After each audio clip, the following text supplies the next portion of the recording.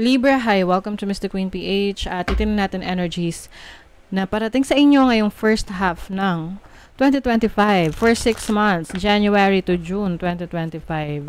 So if you're interested in private readings, meron tayong link sa description at sa pinned comment. Paka-check na lang information kung paano mag-book for a private reading. And please subscribe to our channel to show your support, like, share this video, at mag-comment na rin kayo kung kayo ay naka-resonate. And thank you sa mga hindi nagsiskip ng ads. Thank you for your support. Okay. Libra, let's see. First half ng 2025. Fourth house, okay. Main focus, bahay. Ang inyong home life, family life. So, family's needs, yung mga pangangailangan ng family nyo, or may mga plano ka for your family, sa bahay nyo, yung iba, pwedeng meron kayong mga major changes na gagawin sa bahay. Or you might be moving to a new home ngayong first half ng 2025. You have energy ng Capricorn, so very, ano kayo ngayon? Very disciplined. You have Pallas Athena, think, some of you, pwedeng merong opportunity to work from home or pwedeng, yan na yung current situation nyo ngayon.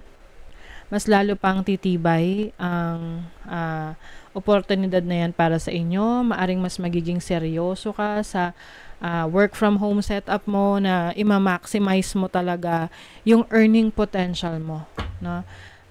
At home. So, halimbawa, hindi ka lang working from home but also selling from home, creating contents from home. And maaring meron kang achievement pagdating sa bahay. Halimbawa, plano mo na makapagpalagay ng gate, ng bakod or gate sa bahay. So, maaring ma-achieve mo yan. Pwede ring may mga changes kang gagawin sa bahay mo. So, you're going to achieve that. At itong pag-achieve na to, hindi siya yung yung parang ganun kadali.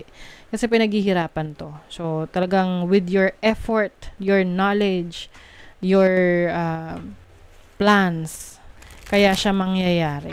Kaya siya matutupad. You have the Five of Pentacles.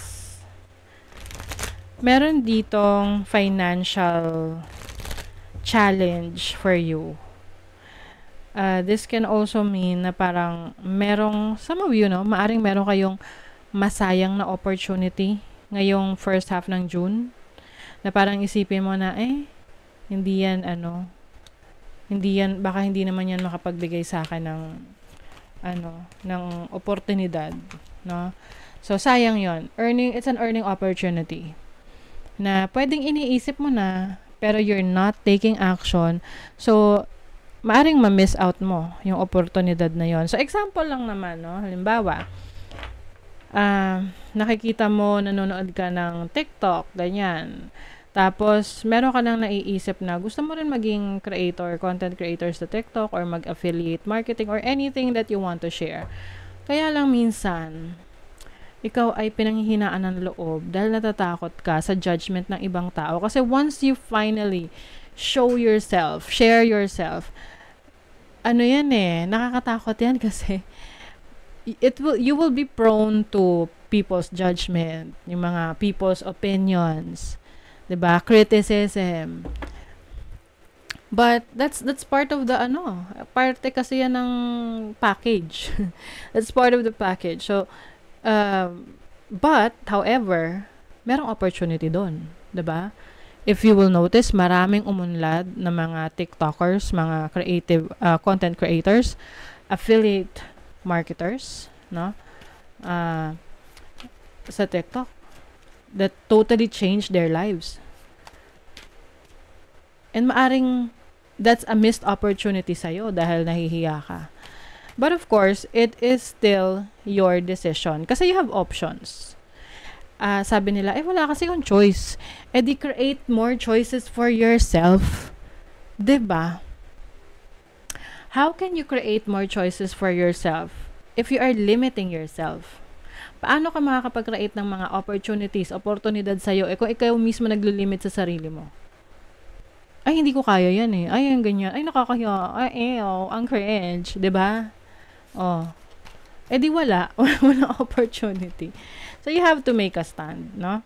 Oracle of Wands, which is about taking action, being more creative. Ace of Cups, focusing on yung mga gusto mo, yung passion mo. Apprentice of Pentacles. Definitely, you are going to learn. Meron kang pag-aaralan dito. Kasi magkakaroon ka rito ng interest na parang, uy, gusto ko talaga to. Kaya siguro yung iba, hindi nyo pinupursu kasi hindi nyo ganun ka gusto. 'Di ba? You don't want it so bad. 'Di ba?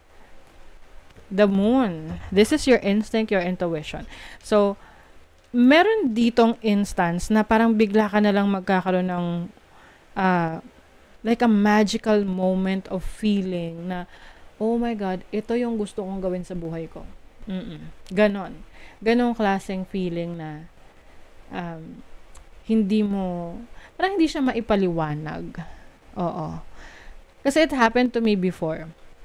Na meron ako napanood na ad sa TV.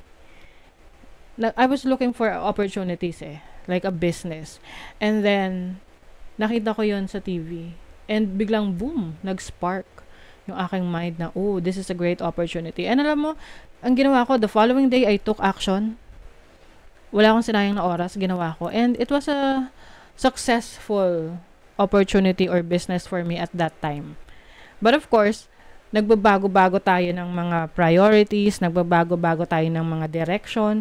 So, ibig lang sabihin yan, marami tayong options. We have infinite opportunities na kailangan lang nating i-discover and you just have to take action.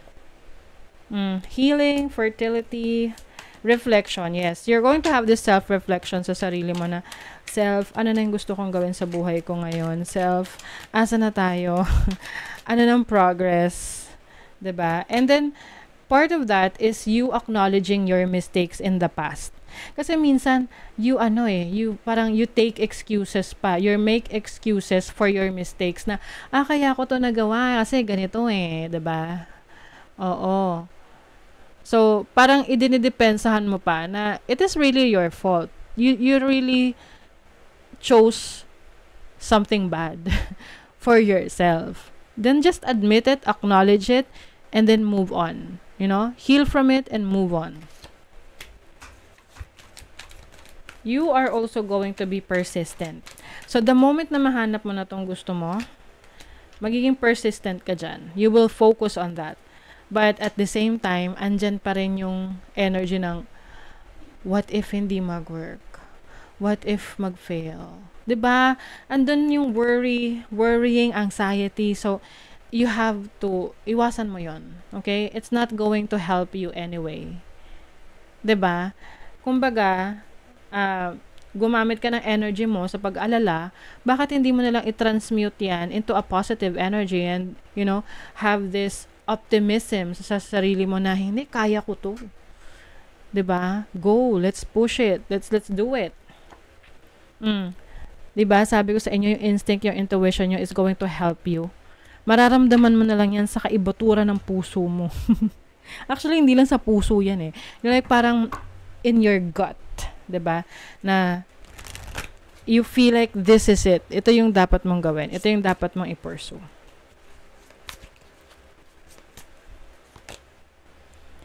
Turn, oh my God.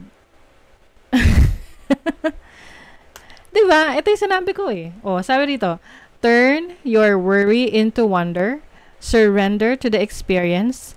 What possibilities can you dream into reality? 'Di ba? You're worrying, you turn it, you transmute it into a positive thing. Into wonder na, oo nga no, what if? What if mag-work? What if maging successful? 'Di ba?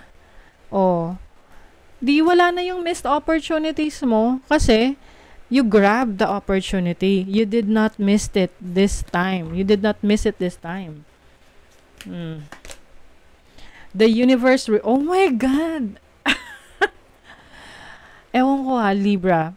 if you're resonating with this, the universe is telling you to take action. Sabi rito, the universe rewards motion. What guided action can you take today? Ask yourself, ano ba yung dapat mo nang gawin ngayon? Tutunganga ka na lang ba? Titingin sa kawalan? Maghihintay ng opportunity dumating sa'yo? O ikaw mismo yung maghahanap nun? 'Di ba? Okay, so that is your reading, Libra. Thank you so much. See you again.